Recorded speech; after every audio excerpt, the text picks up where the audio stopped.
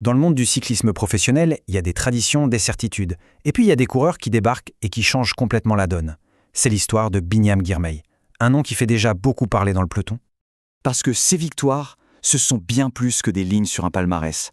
Ce qu'il est en train de faire, c'est de redessiner la carte du cyclisme mondial. Il prouve que le talent peut venir de partout, même dans un sport qui était, disons-le, très européen pendant des décennies. Alors la grande question c'est, mais qui est-il vraiment, ce Binyam Girmay? D'où sort ce phénomène? Allez, c'est ce qu'on va décortiquer ensemble.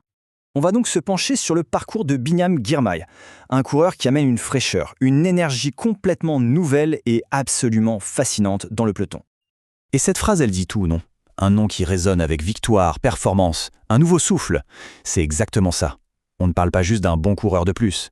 On parle d'un vrai phénomène. Pour comprendre un grand champion, il faut souvent remonter à la source. Et pour Binyam Girmay, cette source, il se trouve à Asmara, en Érythrée. Il faut s'imaginer un peu le contexte. Asmara, la capitale. Là-bas, le vélo, ce n'est pas juste un passe-temps. C'est une véritable religion, un héritage de l'époque italienne. Binyam Girmay a grandi là-dedans, avec en plus un modèle à la maison. Son cousin, Meron Techom, déjà cycliste pro. Autant dire qu'il avait le vélo dans le sang. Et son talent, il n'a pas mis longtemps à crever l'écran. Et la suite, c'est allé très vite. Une progression fulgurante. Il a tout raflé chez les juniors en Afrique. Et puis, en 2018, c'est le grand saut. Direction la Suisse, et pas n'importe où, le centre mondial du cyclisme. C'est un peu la fabrique à champions, l'étape quasi obligatoire pour passer dans la cour des grands. Clairement, c'est là que tout bascule. Bon, une fois en Europe, il a fallu se forger une carrière. Et c'est là qu'on découvre que Girmay, ce n'est pas juste un talent brut. C'est un coureur incroyablement complet.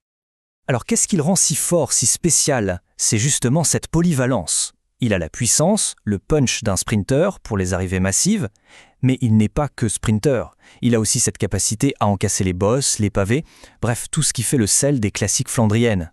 Et par-dessus ça, il a le flair, l'instinct de la course. Il sait quand bouger, quand attendre, c'est ça la marque des très grands. Mais attention, ça n'a pas été un long fleuve tranquille. Loin de là. Imaginez le choc. Passer du soleil de l'Érythrée au froid et à la pluie de la Belgique, c'est un autre monde. Il a fallu s'adapter à la météo, mais aussi à la façon de courir en Europe, beaucoup plus tactique. Et puis, il y a la pression. La pression monstre d'être le porte-drapeau de tout un continent. C'est lourd à porter.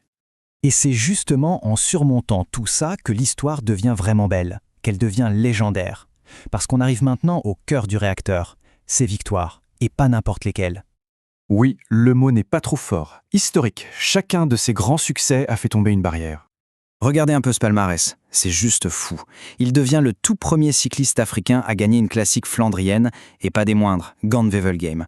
Puis, il devient le premier coureur noir africain à lever les bras sur une étape du Tour de France. Rien que ça.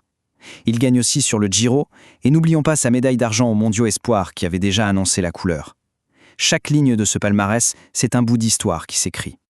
Et s'il fallait retenir une date, ce serait 2022, l'année de sa victoire sur Gand-Wevelgem. Là, c'est un tremblement de terre.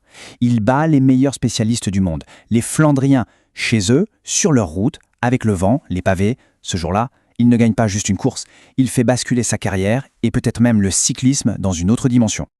Parce que, évidemment, l'impact de Binyam Girmay va bien au-delà du sport. Il est devenu bien plus qu'un simple cycliste. Ce qu'il représente est énorme. Pour des millions de jeunes en Afrique, il est la preuve vivante que c'est possible. Il incarne l'espoir. Il n'est plus seulement un champion, il est un pionnier. C'est lui qui ouvre la porte, et derrière, c'est toute une génération qui peut rêver de s'y engouffrer. Et voilà, cette citation le dit parfaitement, il incarne la renaissance du cyclisme africain. Tout est là. Sa propre réussite est devenue le symbole de quelque chose de beaucoup plus grand. Alors, la question qu'on peut se poser, c'est, après tout ça, après avoir déjà écrit l'histoire, qu'est-ce qu'il peut bien viser maintenant? Eh bien, que personne ne s'y trompe, la conquête ne fait que commencer. Ses ambitions sont claires. D'un côté, sur le vélo, l'objectif c'est de continuer à gagner. Gagner gros, d'autres classiques, d'autres étapes sur les grands tours. Et puis il y a le rêve absolu, le maillot arc-en-ciel de champion du monde. Et de l'autre côté, en dehors du vélo, il y a une ambition peut-être encore plus importante. Transmettre. Devenir un mentor pour les jeunes talents africains qui arrivent. Et c'est là-dessus qu'on va se quitter. Est-ce que son héritage va redéfinir le cyclisme pour toute une génération? Ce qui est sûr, c'est que son histoire n'est pas juste celle d'un sportif incroyable, c'est peut-être le début d'un tout nouveau chapitre pour le cyclisme. Un cyclisme plus ouvert, plus diversifié et franchement beaucoup plus passionnant.